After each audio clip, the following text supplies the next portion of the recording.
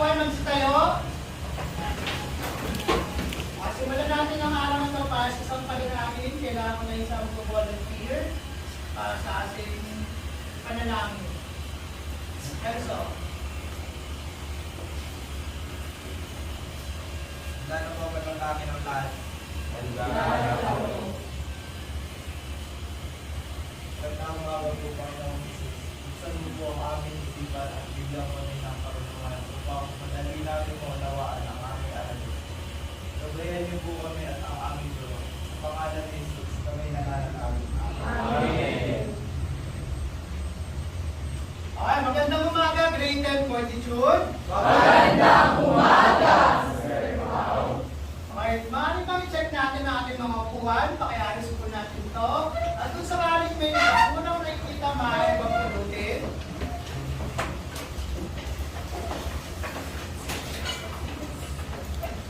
Ayan, kung handa na, ay may magsibalik ka sa inyong upuan.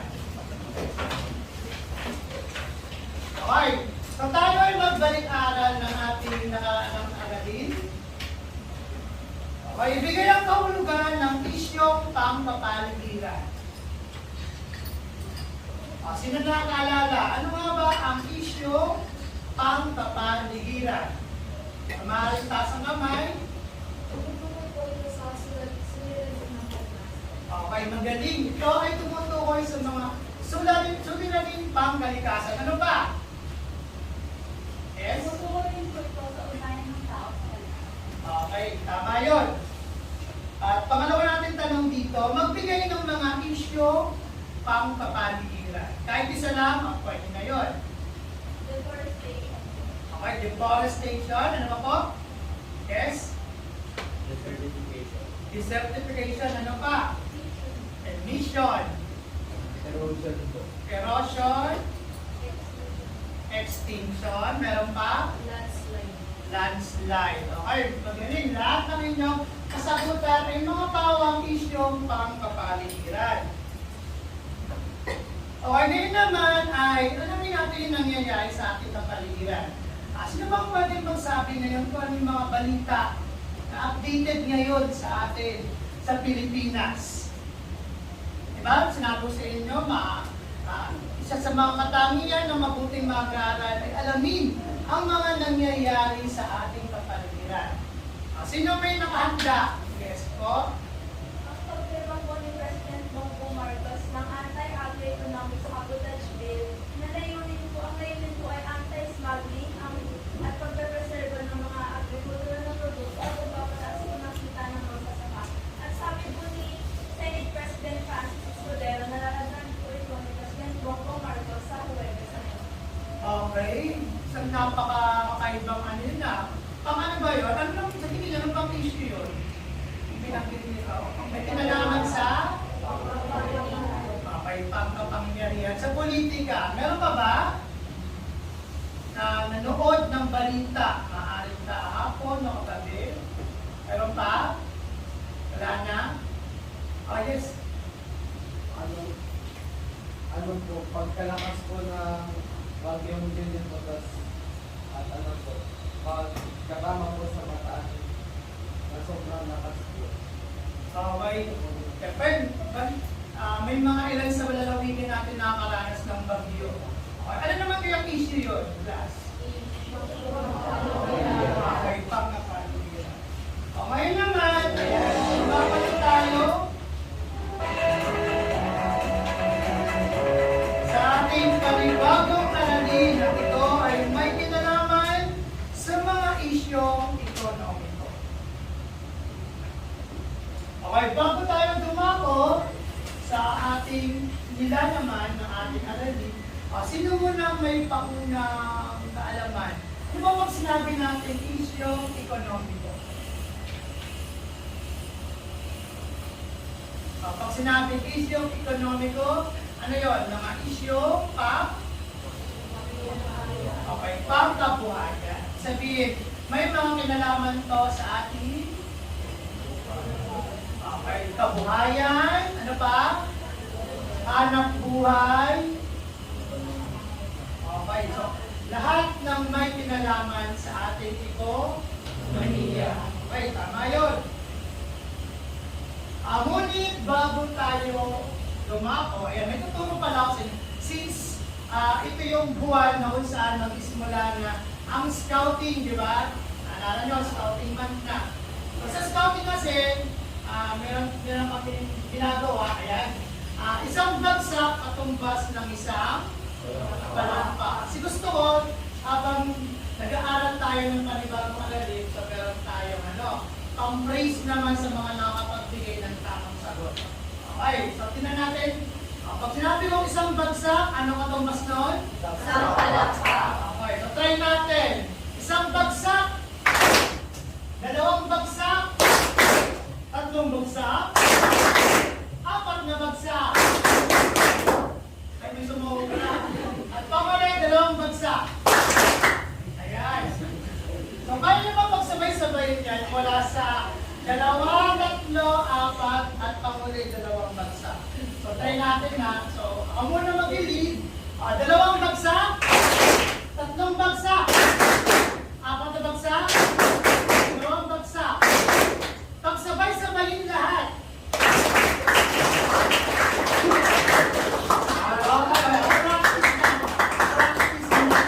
Ayun! Ganun dapat. So, balik kayo na yan. Nagpapapinsama natin lahat. So, 1, 2, 1, 2, 3, 1, 2, 3, 4, 1, 2. Okay, kaya ba? Okay natin. So, start. 1, 2.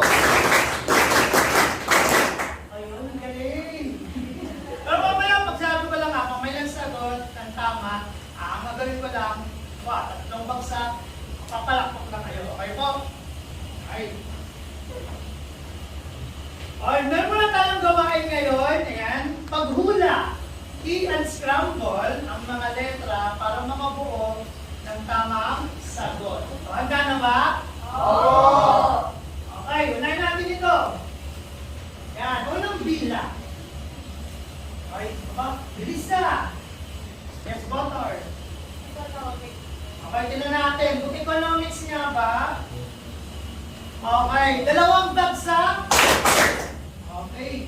Next, pangalawang bilang. Ano naman kaya ito? Yes? Employment nga ba? Tignan natin na kung tama. Okay, employment nga. Tatlong bagsak. Okay, galing. Next, pangatlong bilang. Ano yan? Bilis na. Labor force. Labor force. Tignan natin. Okay, tama. Apat na bagsak. Ay, may sumusobra. Okay, at panghuli, ano kaya naman to? Yes? Okay, tignan natin tama na. Kung minimum wage niya ba? Yan, tama. So, minimum wage niya. Apat na bagsak. Okay. So, dumako na tayo dito sa ating pag-aaralan sa isyong pag-ekonomiya. Ito ay may kinalaman sa kawalan ng trabaho. Okay. So, unahin natin ay ang tinatawag nating paggawa o labor. So, kailangan mo na mag-volunteer para basahin kung ano nga ba ang paggawa o labor. Yes? Paggawa o labor. Tumutungo sa lahat ng mga gawain at lakas na ibinubukas ng isang individual sa mga aspetong pisikal, kaisipan o pamilipunan upang makalikha ng mga bagay o serbisyo na makakapagpinabangan ng isang ekonomiya. Okay, maraming salamat. Sa madaling salita, ano nga ba ang paggawa o sa Ingles ay labor? Base sa binasa ng inyong klase, tumutukoy sa lahat ng mga gawain o lakas na binubuhos ng isang tao o individual. So, anong tawag natin dyan? Ito ay trabaho o panghanap buhay. Okay, so narito ang mga halimbawa natin ng mga hanap buhay o manggagawa Pilipino. Dumako naman tayo sumunod natin ang sweldo o wage sa Ingles. Pakibasa? Sweldo o wage. Tawag sa natatanggap ng isang individual bilang kabayaran sa serbisyong kanyang pinagkaloob upang makalikha ng produkto o service. Okay, salamat. So, ano naman ito, Ras? Pag sinabi natin sweldo o sa Ingles ay wage. may sahod. Sa bawat ibinibigay o ginagawa ng isang individual, mapaservisyo man yan, o produkto, ito ay narapat lamang nabigyan ng kabayaran at tinatawag natin sweldo o wage. O sa ibang salita ay sahod. Na ito mga posibleng sahod na makatanggap ng mga Pilipino. Ayan, no? Okay, dumama naman tayo class sa tinatawag natin na labor force. Sino po ang pwede? Yes, pakibasa po. Labor force.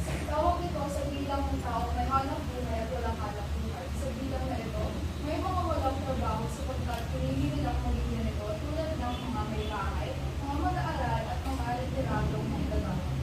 Okay, maraming salamat. Okay, ayon dito, bilang ito ng mga taong may hanap buhay at walang hanap buhay. So bakit kaya nakabilang yung mga walang hanap buhay sa tinatawag natin labor force?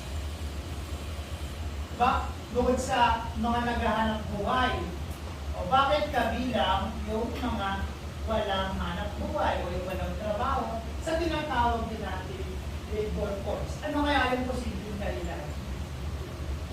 Yes? Nagsaservisyo pa rin po sila kahit walang sweldo. Okay, nagsiservisyo pa rin siya kahit walang sahod. Okay, tama yun. Ano pa? Meron ba bang naisip tayo dito na iba pang dahilan? Bukod sa sinabi ng classmate nyo? Ano pa? Oh, bukod dito sa mga taong pinili nila na hindi makapaghanap buhay ay kasi nga sila ay mas pinili na lang maging ganito. Tulad na may bahay, may asawa, siyempre, mas aalagaan muna nila ang kanilang mga anak, bago muna iba. Meron naman mga mag-aaral. Siyempre, unahin muna mag-aaral para magkaroon ng magandang kinabukasan at yung mga veterano na hindi na pwedeng makapag-trabaho tapos na sa kanilang edad. Kasi pag umabot na siya ng kasi bawat trabaho kasi may limit na edad na lang. Sila ang tawag sa kanila doon, veterano magagawa. Bukod doon, sabihin, ano kaya yung posibleng dahilan sa lahat ng yun? Kahit na sila ay walang anak buhay, meron pa rin silang yes, sino yun? Ano nagsabi? Nasa kamay? May? Okay, may kakayahan pa rin silang makapag-trabaho kahit na wala silang buhay. Lahat ng yan ay kabilang natin sa tinatawag na labor force. Okay, gumawa naman tayo dito sa tinatawag natin employment rate. Naging volunteer po. Yes, pakibasa. Employment rate. Tuloy ito sa pagkaroon ng taong may kakayahan, trabaho at pipigil kahit saan sa panahon sila nagawa. Okay, bahagdan ito ng may hanap buhay. Yan ang employment rate. Sunod naman ang unemployment rate. Pakibasa. Unemployment rate. Tumutukoy ito ng bahagdan ng kabuuang labor force na walang hanap buhay. Subalit, aktibong naghahanap ng trabaho at handa magtrabaho kung mabibigyan ng pagkakataon. Okay, salamat. So, bahagdan ito ng mga taong walang hanap buhay. Pero kung bibigyan ng pagkakataon, ay kaya naman nilang makapag-hanap buhay o makapagtrabaho. Ang tawag dyan ay unemployment rate. Ano naman po itong ating sumunod? Underemployment rate. Yes? Tumutukoy ito sa bahagdan ng mga manggagawa na may hanap buhay, subalit mababa ang sweldo kung iahambing sa kanilang kakayahan o kaya naman nagtatrabaho sa antas na mas mababa kahit sa kanilang kakayahan. Okay, salamat. So ito, class, ay mga may trabaho. Ngunit, mababa ang kanilang sweldo. Yung isa namang dahilan ay lihis sa kanyang tinapos. Yan. So, pero dapat mababa pa rin yung kanyang sinasahod. So, ang tawag din class ay underemployment rate. Okay, sunod natin ang tinatawag na mga structural unemployment o mas kilala rin sa tawag na skill gap. Pakibasa? Yes? Tawag ito sa isang pinangunan kung saan nagkakaroon ng hindi pagkakatuma sa kasanayan ng mga manggagawa at sa pangangailangan ng buhay. Maaari itong bunso ng teknolohiya kung saan ay paglilipasan ang kasanayan ng mga manggagawa. Okay. Salamat po sa pagbabasa. Basahin natin ito. Ito yung phenomenon kung saan nagkakaroon ng hindi pagkakatugma sa kasanayan ng mga manggagawa. So nangyayari lamang ito kapag maaaring nagbago o nagdagdag ng panibagong teknolohiya ang isang maaaring produksyon. O kaya naman ay yung manggagawa, sabihin mo natin, tanda na, kulang na sa kakayahan like yung paggamit ng computer. Ayan. So, ibig sabihin lahat sila ay nakaranas ng skill gap o structural unemployment. Okay, tuloy tayo. At ang panghuli natin ay ang tinatawag na retrenchment o pagpapawalang visa. Last po, pakibasa. Yes.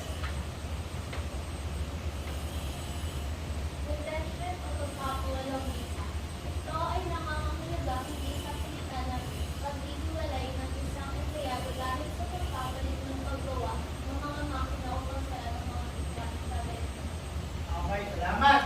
So, madaling salita, ang retrenchment ay nawala ng trabaho yung manggagawa. Hindi siya tinanggal, kundi maaaring nagpalit ng paggawa ng mga makina yung produksyon. So, hindi na nila kinakailangan o nangangailangan ng manggagawa kasi may makina din ang gagawa, kaya natanggal o nawala ng trabaho ang isang empleyado. O maaari namang nagsara yung departamento, kaya nawala ng trabaho sa manggagawa. So, ang tawag natin dyan ay retrenchment o pagpapawalang visa. Hindi siya tinanggal sa trabaho. So, meron tayo ditong class na halimbawa ng isang survey para sa labor force. Ito ay December taong 2023. Napapansin nyo, dalawa yung ating year from 2022, comparison natin sa December 2023. So, andyan yung unemployment na may 4.3% taong 2022 at pagdating naman ng 2023, 3.1%. Employment, 95.7%. Pagdating ng taong 2023, 96.9%. Sunod naman, underemployment, 12.6%. Pagdating ng December 2023, 11.9%. Labor force participation, 66.4%. Taong 2022 at sa December 2023, 66.6%. Ngayon, ano ang napapansin nyo sa chart? Unahin natin sa unemployment. Mula taong 23 to taong 22 hanggang sa taong 2023. From 4.3% naging 3.1. Ibig sabihin, tumaas ba o bumaba ang unemployment? Bumaba. Sa tingin nyo, good ba yun? Oo. Okay, tama. Okay. Sabihin bumaba, yan, yung mga nawalan ng trabaho, walang trabaho. Pagdating naman sa employment, 95.7% taong 2022, sa taong 2023 ng December, naging 96.9%. Tumaas ba o bumaba? Tumaas. Tumaas. Maganda ba yun? Oo. Okay, maganda kasi matatagdagan ng mga taong nakapagtrabaho. Underemployment rate from 12.6% naging 11.9. Tumaas, bumaba? Bumaba. Ay, bumaba. At panghuli natin ang labor force participation, 66.4%, naging 66.6%. Tumaas, bumaba? Tumaas. Tumaas ng ilang porsyento. Okay. So, meron ako dito nakahanda katanungan para sa inyo. Paano maaaring makatulong ang ating pamahalaan upang palawakin at paramihin ang oportunidad para sa maayos na hanap buhay? Maaari bang magbigay ang ilan ng kanilang mga kasagutan o dito? Sa tingin nyo, sa papanong paraan makakatulong ang ating pamahalaan para palawakin, paramihin ang oportunidad para sa maayos na hanap buhay? Okay, naisip na ba kayo? Taas lang ang kamay.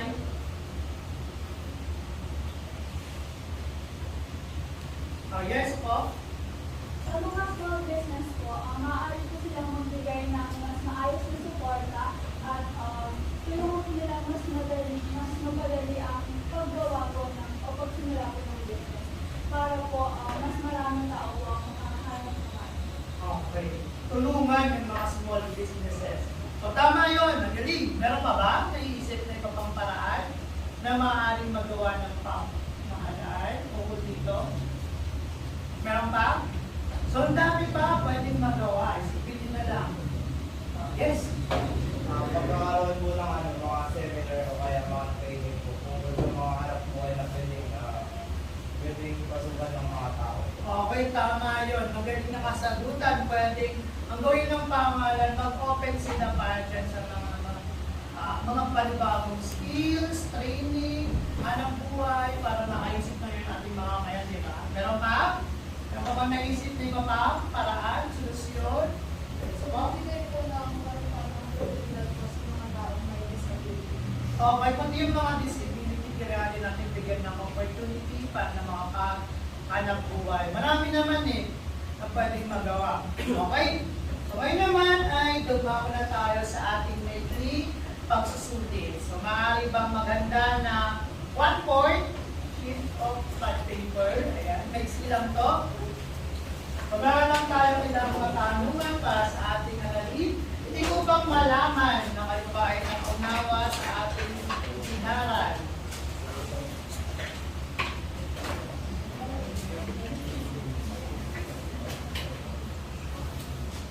One point lang.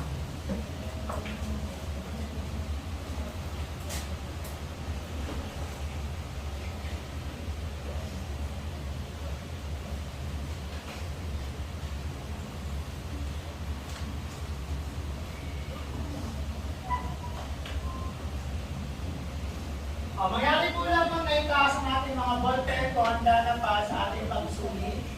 Para makita ko kung sino pa yung hindi pa ready. Ayan, sabay na tayong handa na. Ano yung iba? Handa na ba lahat? Kunti na lang. Okay, ready na. Okay, maraming salamat po. Maaari na yung baba. Okay. Ito po yung ating panutok sa ating maikling pagsulit. Sulat at tinutukoy ng bawat isa, maaari ko piliin niya lang ng titik ng tamang sagot. Letra lang ha. So narito yung mga pamimilihan natin. Babalik-balikan ko rin ito ha. Para makapili kayo ng tamang sagot. Para sa letter A, ayan, labor force. Letter B, labor participation rate. Letter C, underemployment rate. Letter D, unemployment rate. At letter E, structural and okay, unang bilang. Bilang ito ng taong may hanap buhay at walang hanap buhay. Okay, balik tayo sa pamimilihan. Yan. Ay, ito po. Ano yun? Letra lang ang sasagot. Para mabilis kayong makatapos. Itik lang, ay sapat na. Okay, balikan natin ang unang tanong. Yan, bilang ng taong may hanap buhay at walang hanap buhay. Okay, taas ang pen kung tapos na may sagot na ang lahat. Okay? Pangalawang bilang. Phenomena kung saan nagkakaroon ng hindi pagkakatugma sa kasanayan ng mga manggagawa. Ulitin ko, phenomena kung saan nagkakaroon ng hindi pagkakatugma sa kasanayan ng mga manggagawa. Ito, pamimilian natin. Alin yun? Sa bilang 2.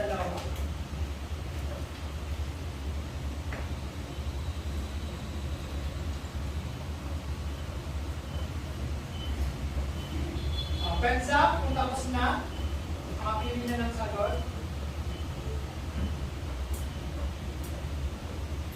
Okay. Tama na po. Pangatlong bilang. Yan. Bahagdan ng mga manggagawa na may hanap buhay, subalit mababa ang sweldo. Ulitin ko. Bahagdan ng mga manggagawa na may hanap buhay, subalit mababa ang sweldo. Balikan natin sa pagpipilian. Yan po. Alin kaya po dyan yun? May hanap buhay, ngunit mababa ang sweldo. Muli, titit lang ha. O letra lang ang isasagot. Okay, pens up kung tapos na at nakasulat na ng sagot. Okay, next tayo. Pang-bilang 4. Yan. Pang-4 na bahagdan ito ng bilang ng mga tao may hanap buhay at walang hanap buhay sa kabuuan ng populasyon at sapat na gulang upang makapagtrabaho. Ano yun? Ulitin ko. Bahagdan ng bilang ng mga taong may hanap buhay at walang hanap buhay sa kabuuan ng populasyon at sapat na gulang upang makapagtrabaho. Bagay natin ang pagpipilian, ayan po.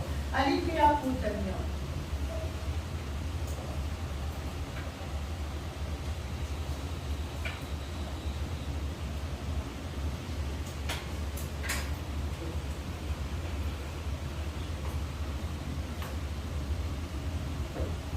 Okay, pens up kung tapos na po. Okay. Tumako tayo sa panghuling bilang. Okay, panghuling bilang. Bahagdan ng bilang ng kabuuan ng labor force na walang hanap buhay, subalit aktibong naghahanap ng trabaho. Yan, ulitin ko. Bahagdan ng bilang ng kabuuan ng labor force na walang hanap buhay, subalit aktibong naghahanap ng trabaho. Alin kaya ang tamang sagot dito? Pili.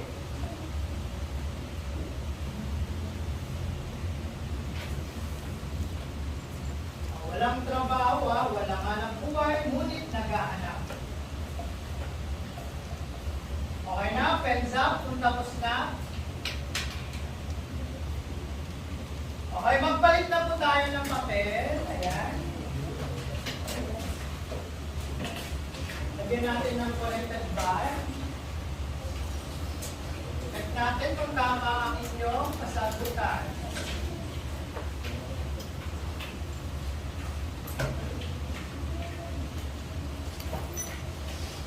Okay, unang bilang.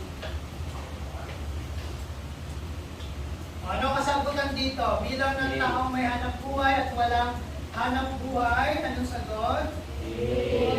Okay, letter A. Labor force. Sunod, pangalawang bilang. Phenomena kung saan nagkakaroon ng hindi pagkakatugma sa kasanayan ng mga manggagawa. Letter E. Correct. Letter E. Structural and employment. Pangatlong bilang. Bagda ng mga manggagawa na may hanap buhay subalit mababa ang sweldo. Okay, tama. Letter C, underemployment rate. At pang-apat natin, bagda ng bilang ng mga tao may hanap buhay at walang hanap buhay sa kabuuan ng populasyon. At sapat na gulang upang sila ay makapagtrabaho. Letter B, labor participation rate. At ang panguling bilang natin, class, bagda ng bilang ng kabuuan ng labor force na walang hanap buhay subalit ang ibang naghahanap ng trabaho. Anong titik? Letter D. Letter D. Unemployment rate. Okay na? So, ay ba makabalik na sa may-ari? So, tingnan natin na makakuha yung score. Yanis. Sino nakakuha ng score na 0 to 2? 0 to 2. Hugat 3. 4. And hugat 5. Ayan. So, pakipasa na po ang inyong mga papel. So, maraming salamat.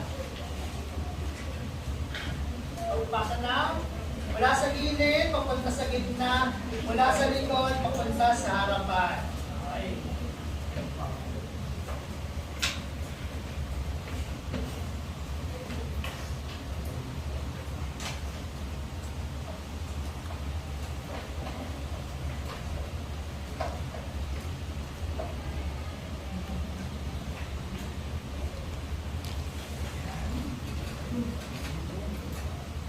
At bilang takdang aralin nyo, ayan, papanoorin nyo po ang video na ito sa YouTube, baka ito sa ating aralin na susunod. Ito ay may kinalaman sa globalisasyon. Ayan, maaari nyo lang kung kopyahin ang link natin.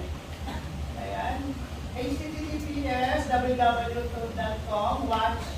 Ayan, ang ating link. O kaya naman ay pwede rin nyo po i-type ang salitang globalisasyon. Nakikita nyo yung ganito, harapan. Ayan, yan po. Okay pa sa ating assignment. Panoorin po sa bahay para bukas, handa tayo sa ating panibagong aralin. Yun lamang at maraming salamat. Okay, lahat po ay magsitayo. Paalam, grade 10 fortitude. Paalam, Sir Pao. Sa muling pagkikita natin bukas.